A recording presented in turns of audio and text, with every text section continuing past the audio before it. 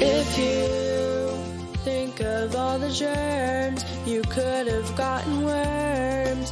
Think of D-Wade if he saw you being rude, scarfing down your food, or if he heard you fart in the studio that day.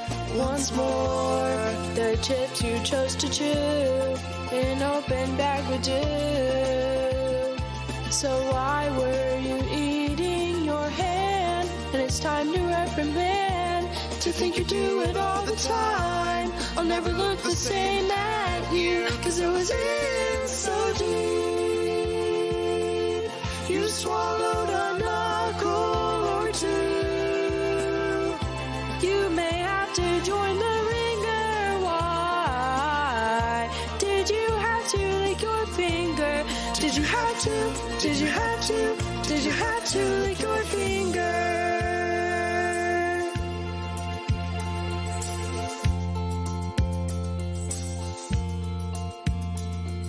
How do you imagine, Stugots, that the South Carolina women's basketball team experienced Caitlin Clark on Saturday Night Live?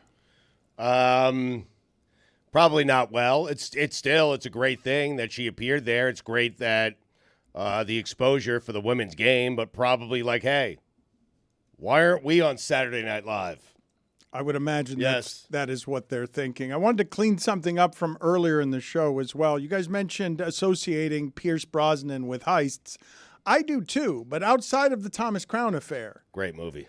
Has there been another heist movie that Pierce Brosnan has done that you associate Pierce Brosnan? Because I, too, associate him with the idea of being someone who hosts a heist show, but the Italian Job was a heist, and it was not I don't think that Pierce Brosnan I feel like De Niro has done more of those than Pierce Brosnan has. I feel like physically Pierce Brosnan looks like a guy that, did I say his name wrong? Who is that? I think you I put don't a know. D in his last I name probably somewhere. did, but he seems like a guy that would lead a group of people into a heist. He does. He does. He was in a movie called After the Sunset, which was great, where some diamonds are It was thefted great? there. Yeah. Oh, it was great. What's the score on that? Was it not? Just I can't see it there.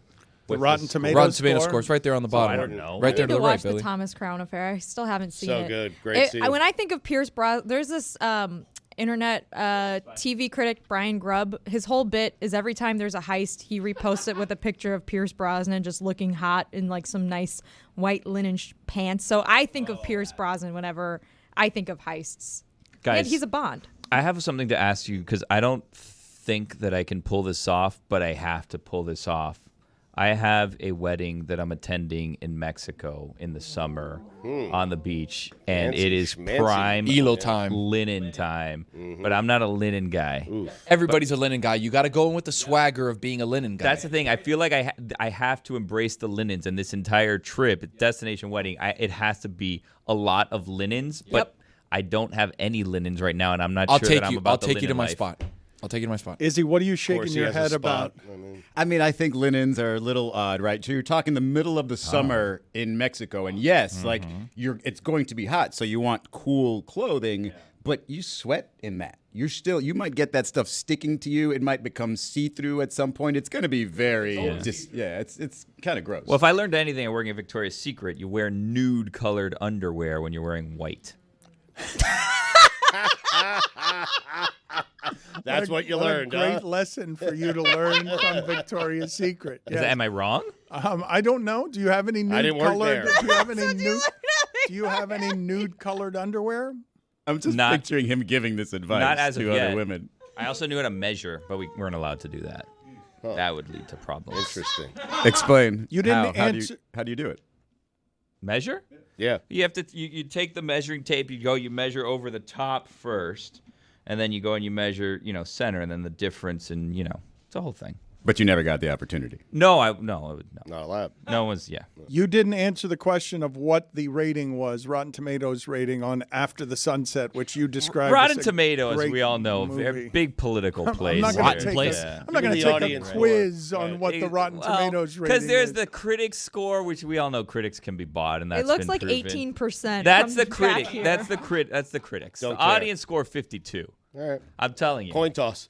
I think you'll enjoy a nice crisp Selma Hayek? linen suit. And you know who knows Suit? No. his linen? No linen suit. Absolutely not You're linen not wearing suit. a suit? On No, the beach? on the beach? No You're chance. crazy. I was arguing I that assumed I it should was be. a formal wedding, but I mean, I No, guess It's the beach. Nothing's That's a formal. whole other thing that has led is to it beach problems. cocktail or like Listen. casual beach or whatever the dress code is? There's this expectation that I'm to dress nice outdoors on the beach part, and then I'm to change to go to the reception and dress differently. And I said, friends, this is on the beach. I will be wearing shorts.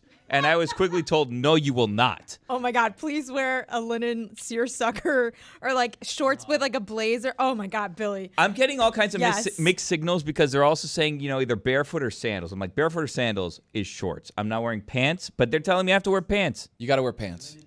Remember, what we're missing here is we're looking at the different levels of linen, right? Seersucker linen is not Mexico linen, right? But it would look Caribbean so linen funny is if totally Billy different. wore What's it. Mexico linen? Mexico linen is like a nice cut-off shirt, right? Not full weight, not all the way down, not a long-sleeve shirt. A regular shirt, a couple buttons down. You're in Mexico. You're showing a little bit of a chest. I was gifted this shirt with parrots on it, and I was told No, there's parrots are no out. circumstance No in which I parrots. can wear that to Wear the the wedding. parrots.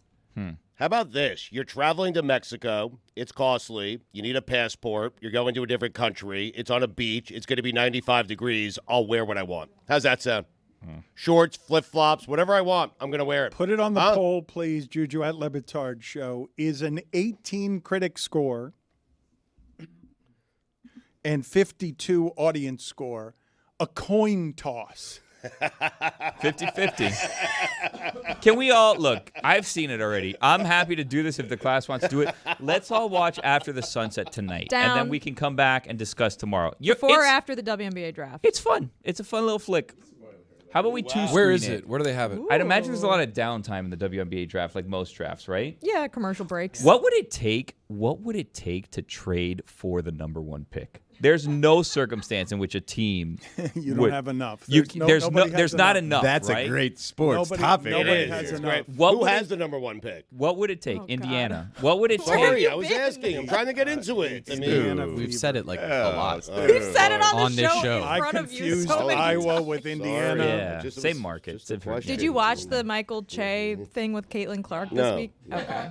Well, then you would have seen it on that too. No, I didn't watch it. She made a joke about Indiana fever sounding like an STD. Let's get some which real- I've always thought, by the way. I'm glad someone finally said it. Let's get some real basketball knowledge here. Sounds like something you get at Little Five. Sorry, Dan. From Izzy, Stan Van Gundy says that Luka Doncic is the greatest offensive player in NBA history. I don't find Stan to be prone to hyperbole. I don't find Stan to be prisoner of the moment. Stan is watching a history of basketball, and he is saying that the most efficient, more efficient than 2018, Harden, Michael Jordan, any of them, that Luka Doncic is the best offensive player he's ever seen. I wanted to argue, but the same way I wanted to argue with Mark Jackson when he initially said that Steph Curry and Klay Thompson were the best shooting backcourt of all time, and then I'm like, but it's a little hard to argue because what he's saying, I mean, we can split hairs, but what he's saying, when I say that we're watching once in a lifetime players, 9 of them in the NBA right now, I don't think I have it wrong. Did you ask Stan if he's seen Michael Jordan? Stugotz did. I did, yeah. Just making sure. No, I heard that. That's how I argue. Here's the thing about Luka, and until Stan said that, I hadn't really had this thought.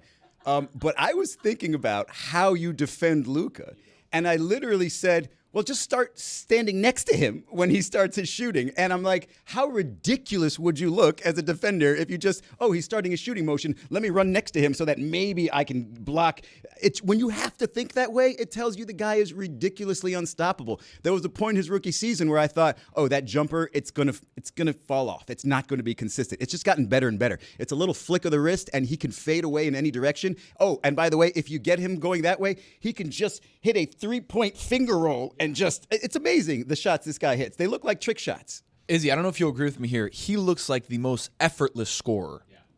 And I think that's what differentiates kind of like guys that you see going hard and they're scorers, and it's like, he can get to the hoop whenever he wants. Luka gets to the hoop and it looks easy. Everything looks like he's because he kind of doesn't in have to slow blow by you motion. because he's so big. It's a combination of everything, right? Because when we talk about offensive players, we're talking about skill set, right? Because You give me you tell me Shaq in his prime, that's a great offensive player. He only has one necessary move, but he's a great offensive player. What Luka does, he has the size. Whatever you try to take away from him, he has a counter for every single thing. When Kyrie Irving considers himself, the savant, right? He knows basketball. He's on a different level. When he gives you props like he did to Kevin Durant, that's the only guy who can do what I do when he was with the Brooklyn Nets.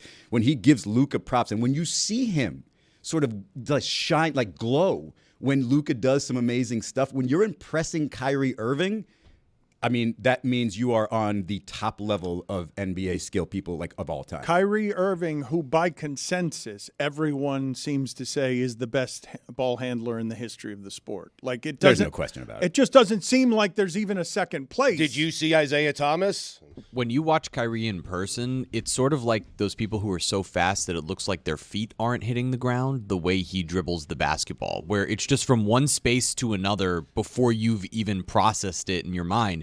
And with the Mavericks, I mean, the way that they handle their pregame shots, like, Luka is not preparing at all for the game. No, he's just shooting the ball 60 he's feet in the air. He's doing time. headers. He's kicking the ball. He's doing chest bumps with the basketball to try to get alley-oops with guys. And against the Heat, he was doing the same thing. And then he came out and scored 13 points in 8 minutes, just absolutely effortlessly against a team that's second best in defensive rating over the last month. Real quick on Kyrie. Way to get that in there, Jeremy. Real quick on Kyrie. He is so skilled. You know what? Never mind. Keep All going. right, perfect. I have something. me and Stugotz have been talking, back what just channeling that happened? these guys never saw Pistol Pete. Nope. Okay, Pistol Pete basically had a string on the ball on his hand. You did Hello. see it? So much more. Listen, so much more so than everybody else. Yep. That his dad, who was his coach, by the way, Dan, I don't know if you're paying attention. His dad would drive the car, and Pistol Pete would dribble the ball outside the door, going 20 miles an hour. Amazing. Stop. There's nobody can do that. Nope. Nope. I did not have you schooling us, Tony, with Pistol Pete's ball handling, which I felt like he used both hands to dribble and was wearing a You fool. a belt. He was Both wearing hands. he was wearing a. He did it while his dad was driving the car. His shorts had a belt on them. You did not hear me incorrectly earlier in the show. Wanyama had 17 points in 3 minutes. In 3 basketball minutes. Seems impossible. That's a thing that happened. And as many people are pointing out, this is the worst version of him. The only hope that the league has is that somehow that body, which is awfully flexible, but bodies like that have a history of breaking down, that body can't withstand what it's going to be asked to withstand. This is from Bomani Jones, Stugots, who, like a lot of people, had an opinion on you turning down the WFAN job. Have you heard about this? Have you said that? I have not. No. You don't know anything about this? No, I stay off social media, Dan. All right. Bad things there. Bomani writes, I truly love Stugots. He's a better dude than most would understand, but I cannot stop laughing at the idea of putting him in charge. I see it as a good idea. I don't know what you guys are I don't thinking. know why I'm laughing. Harsh. Yeah, a little harsh. I mean, when I was in charge, I kind of hired Bomani at $7.90 the ticket. I mean, I don't know, didn't I? You did not. You He was also doing a didn't know weekly show with us. I who mean, I was love drafting Bomani. Caitlin I never Clark. questioned his talent.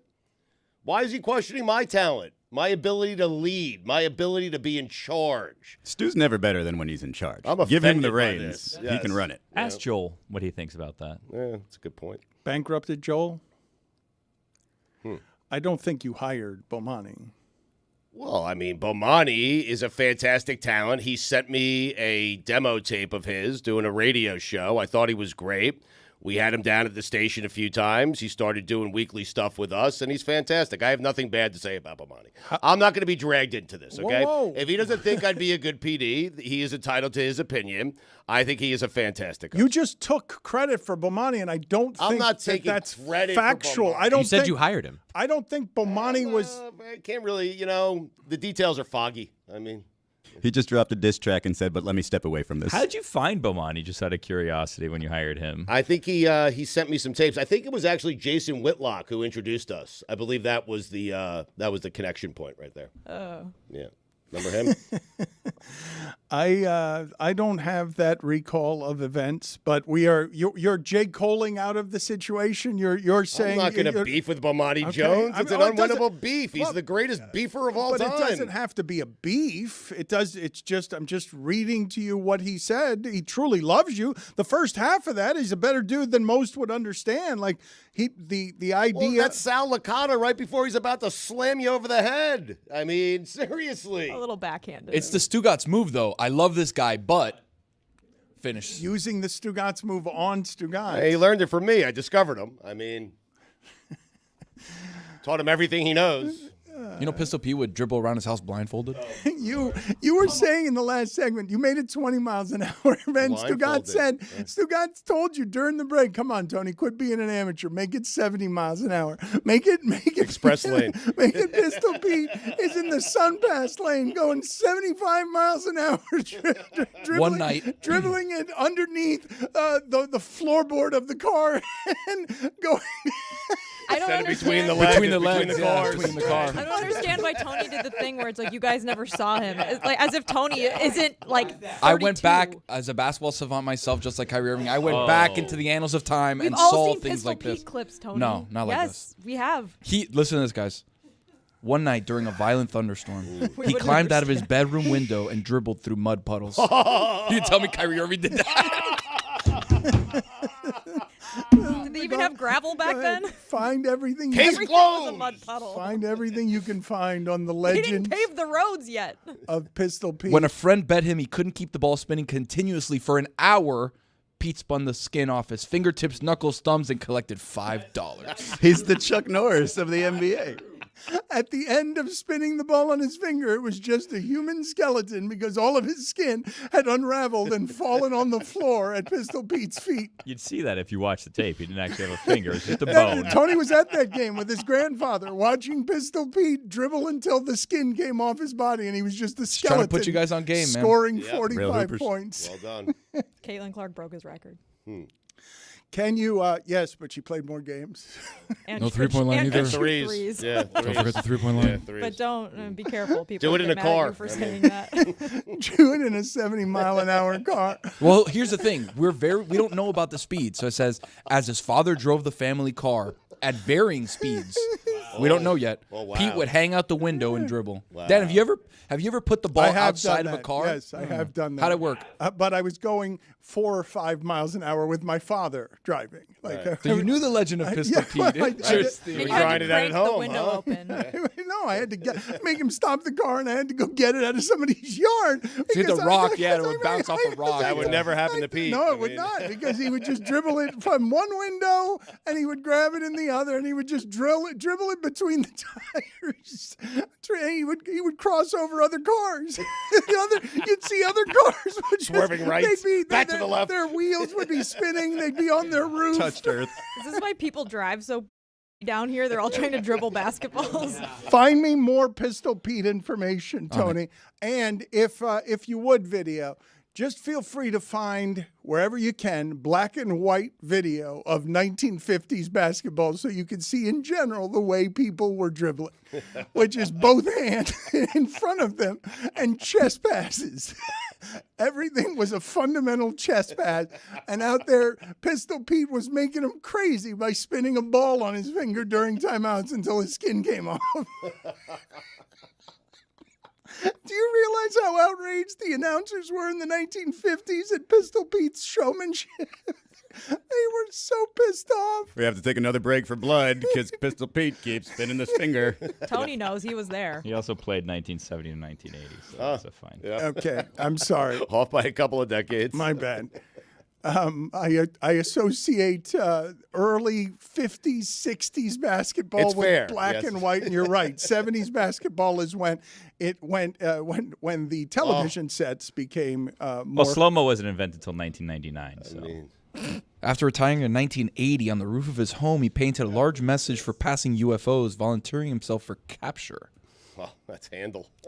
That has nothing to do with handle. That's just something that Just a Legend. adding color to It adding sounds color like to one his. of the things that he had a handle on was not sanity. Sounds like something John Stockton would do. Like, what are you talking talking about? I'm still wondering what it is you wanted to say about Kyrie. So am I.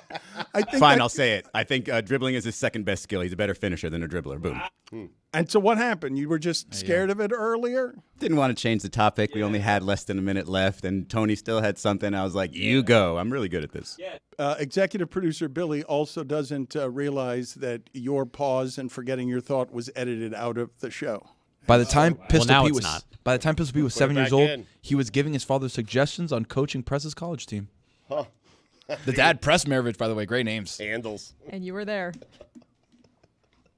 I don't know if Stugotz would have any interest in this movie, but I've been telling you for a while that A24 as a studio seems to be making better things than most people. Seems to have an association as a studio that you don't often get, where people are just trusting that if they spend money somewhere, it'll be worth watching. And Alex Garland's Civil War opened at $25.7 million over the weekend. It was a record for A24.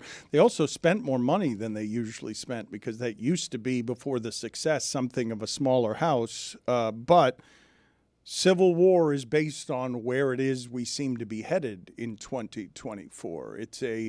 I guess some people want to see what that might look like in the modern incarnation as we live it. And I, more than any other studio, I've told you, Stugots, right now, that I trust A24 to make good things. So I imagine if a lot of people, I don't know, I don't think that's going to have, after the sun sets, Rotten Tomato ratings of 18 and 52. I'm guessing that the ratings on that one are really strong. If the word of mouth is strong, and it's also opened strong.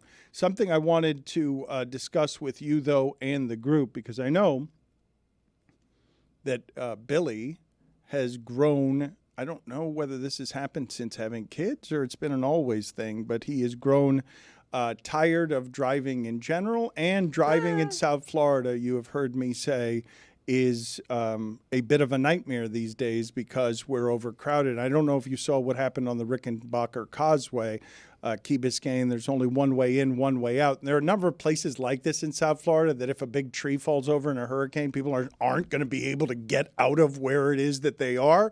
And so there was 5 hours and 6 hours of traffic just to get off of Key Biscayne this weekend, and the driving down here in South Florida is just always been an apocalypse, but it's more of an apocalypse than it's been at any time that I can remember. In the Rickenbacker Causeway situation, it's kind of like a perfect storm of people not reading that there's going to be road closures, but then also doing a road closure at a terrible time.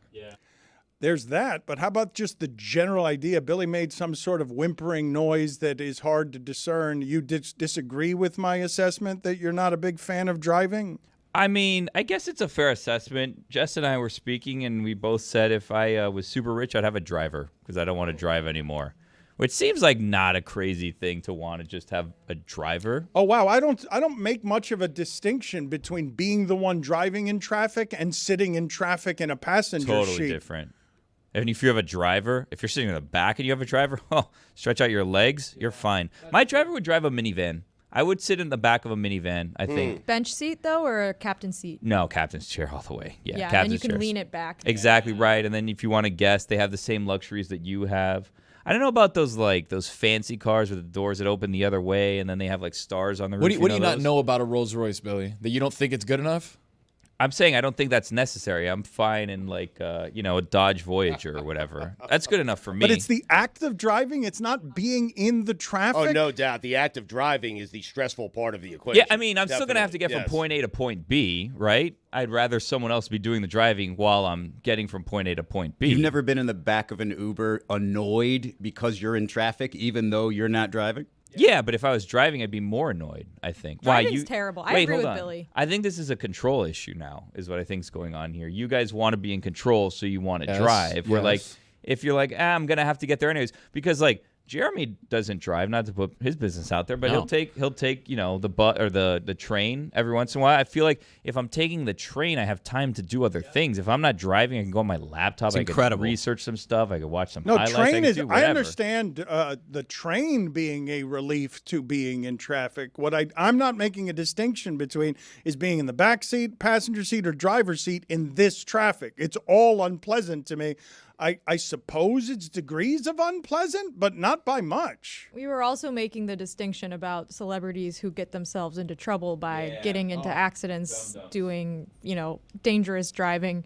But I agree with Billy just in general. Just driving, especially here, is so stressful that sometimes when you get out of the car, you feel like you need to just do something to just wash the stress off. decompress because, a little. I mean, it is so terrifying driving. I purposely don't do things. Lucy invited me to go to a concert with her a few weeks ago in Fort Lauderdale, and I was like, absolutely not. There's no chance. And she would have driven, but I don't want to be in a car on 95 ever. But a permanent driver seems, at least for Billy, it seems like it would be a problem because you Why? like to stop at a lot of places. Like you're going to have that, that Where do I person. stop? I mean, you're stopping at Burger King. You got to go to Walgreens because you're a hypochondriac. There's a lot of stops that you don't Falsehood. necessarily want to get out of a Walgreens Misrepresentation. parking lot, in a big SUV. You're at a supermarket every single day of your life. That's not true. Yes, it is. I always hear you saying, "Oh, I gotta go to Target. I gotta go to Walmart. I gotta go here. I gotta go there." Yeah, it's an easy lie. It's like my kid has to do this. That's not true. Ah, Kid doesn't finally do got anything. you. Yeah. I do love lie. a good Target run though. Oh, I'll stroll around Target forever if I have to. Right. However, I also love the mobile Target orders. I just turned into a commercial for Target. I love the mobile Target orders where I will do all of my shopping and then I just go and then they bring it to my car and then they tell me they can't take a tip even though I offer them a tip because of the rules. Guess what, kids? No one's watching. I'm Take the so on tip. those because I need to make sure that everything that I bought is in those bags, and then I have to sit there in the back, ruffling through everything. Yeah, Like, I trust did them. Did they remember the third bar of soap that I asked for? I trust them, but one time I found that they didn't put this makeup sponge that my wife ordered, and it was a devastating discovery because I discovered how much makeup sponges cost, and I was it's a racket. horrified It's at too the idea much. that this little sponge that's tear shaped that this size was $24, and I'm like, why? And then you She get was home and getting your the wife is designer pissed. Beauty blender. No, one. I got down. No, I discovered it. I started going through, and I'm like, because I never ask. I usually just go and trust that it's all there. And for whatever reason, they handed me 2 bags, and I'm like, that's all that was ordered. This seemed, and I found out it wasn't there, and I was like, whoa, how much did this cost? And then I had to go in, and they had to bring. It was a whole thing. I feel like a whole I've ordeal. done the same typecasting to you that Stugotz has done, which is I do picture that if you had a driver, Mm-hmm. there would be a lot of stops for just Vicks Vapor Rub. Yeah, but them's the breaks. That's part of being a driver. You know what I mean? The person's going to get paid the same whether we stop or don't stop. What do you want me to do? But I'm just saying that I've got you outside the Target, and they're Yeah. bringing it to your car just a little Vicks Vapor Rub, and you're No. trying to give them $1 because your chest was a little congested and you wanted a little heat on it. That is how I picture that going. I mean, I'm insulted that you guys think that I would be in a car without Vicks Vapor Rub, to be perfectly honest with you. That's already in the backpack. Not going to happen, that scenario. It's fantasy Who land. wouldn't want to get driven around everywhere? I'm I not don't understanding. understand this I either. like really driving. don't This is get it. great. I thought everyone. No one likes driving. And you know how I like driving. No, I can tell you why you don't like driving. Because I don't drive to work? No. Well, I didn't even think about that. You know But why you you don't like don't. driving? Back in the day, on Sundays, people just used to go out for drives. I just want to drive my old Cadillac, whatever the hell, long thing with the long front and the back with the fins of the, you know what I mean? That's Little what it was Sunday called. drive. Exactly Yeah, right. yeah. No one does that anymore. No one drives just to drive, do they? And if they do, they're psychopaths. Your own personal back in my day. So there's somebody in the America that you've described, Pistol Pete's America, Thank the you. 1970s. Thank you. When he's driving past, dribbling underneath his car, there are just people. Imagine this, internet addicted people, just standing in their lawn. That was a Sunday afternoon. That was a Sunday afternoon. Wait a minute. There's Put the nothing. sprinkler There's on. nothing on the 3 channels I have. I don't have a computer. My phone is not my computer. I've got a landline ringing inside. What am I doing? I'm standing on my lawn on a Sunday afternoon. Delightful, though. I've gone into the backyard. hosing the grass for no reason. Oh, it's the The best. time you didn't have to worry about droughts or anything. You just hose the grass as much as you wanted. And there was definitely no chemical in that water or in the fertilizer you were using that would soon be banned. Norm Macdonald did, such a great bit on how your grandfather just had like one picture taken of him when he was irritated by somebody who was like using gunpowder and hiding under a curtain, and would have no idea now that in your phone you have 1,000 pictures. That's part of why I'd rather be driven around, because then I can look at my phone. Think about all the time spent in traffic where I can't look at my Makes me phone. dizzy. I can't Car do sick, it. yeah. I can't do it. Really? You guys can't look at your phone in Reading the car? too Or much just close in the my eyes car. and put the seat back. Put it on the poll at Le Batard Show. Do you get dizzy reading your phone in your car? I get dizzy reading. You know what I saw the other day driving around? A cyber truck Wow. in the wild. Billy, I have more. seen Actual I have one. seen like 5 of these in the last weekend. Like there are a lot of cyber trucks in Miami, and they were all different ones too. Like I think I just saw 3 alone yesterday. I was excited to see it because it was my first time seeing it. I felt like, huge. I don't know, like a little kid going to the zoo or something for the first time seeing an elephant or whatever. is. It's massive, but as I'm watching, I'm like, this is totally impractical if you actually want a pickup truck. Like this would not do the duties of a real pickup truck. You've got to forgive me. I have no idea what a cyber truck The is. the Oh my Tesla God, truck. There's no Dan. way that you don't know what a cyber truck is. I've Dan. not Oh heard my it God. described. Imagine It's the a point- 5-year-old. You asked a 5-year-old to boy. draw you a truck from the future. But they can only That's use exactly right what this Okay, looks I've like. And it seen cuts those. off your Okay, fingers. Yeah. What? Allegedly, we don't know that. No, for that's sure. true. What do you mean? It has the capabilities of cutting Thank off you. your Like fingers. if you open the hood and it falls on your finger, people think that it is strong enough to just slice your finger off. It and other seems- cars have like safety mechanisms. Yeah. Apparently, I've Not a seen problem this for video. Pistol Pete. I don't know. Well, he only had bones. And this is a Tesla? Yes. Yeah, there's a So Tesla it's an Cybertruck. it's an electric truck. Fully Yeah. electric. Yeah. Bulletproof windows, unless you throw something at it, then they break. It is so pointy. It is the pointiest, sharpest car I've ever seen in my life. And it rusts. That's another issue that they found is because of the metal, I guess, being untreated or whatever, it rusts. Do you guys, because I feel... Other than that, it's great. I feel all the time like I'm living in the age of the Jetsons. I feel the ability to have illegal mezcal sent to my house by some random stranger who just shows up 10 minutes after I've ordered it makes me feel like I'm living the movies that used to depict our future. We're presently living in the convenience of what would have been the futuristic time as we imagined it in the 70s, 80s, and 90s. Didn't the it Jetsons everything- predict? Oops, sorry about that. Didn't the Jetsons predict Zoom meetings? Weren't they just talking to each other on Is screens? it everything you dreamed of, Dan? I mean, it's It's What not. the hell did you have ordered to your house? It's not at all. I wouldn't admit it on air. Adina Menzel? Jose Cuervo. Illegal. Yeah, Jose. Adele does Yeah, eat. Jose Just Cuervo. Cuervo, just Yeah. Cuervo now. Cuervo Club Fridays. Cuervo. That's what I meant. Yeah. MMA Hangout sponsored by Cuervo, by the way. Incredible fights. I know, Dan, you're going to give me the next 30 seconds to talk about the fights. Incredible fights, the biggest card ever on the planet for UFC. We had 2 incredible knockouts. One, Justin Gaethje and Max Holloway in a phone booth fight, Dan. Max was winning the entire fight, said, come to the center of the ring. We're both going to fight it out. And then an incredible last buzzer beater second knockout from Max Holloway to Justin Gaethje. Knocks him out, wins the BMF title. In the second one, Alex Pereira knocks out Sweet Dreams Jamal Hill and then points at him, does one of these.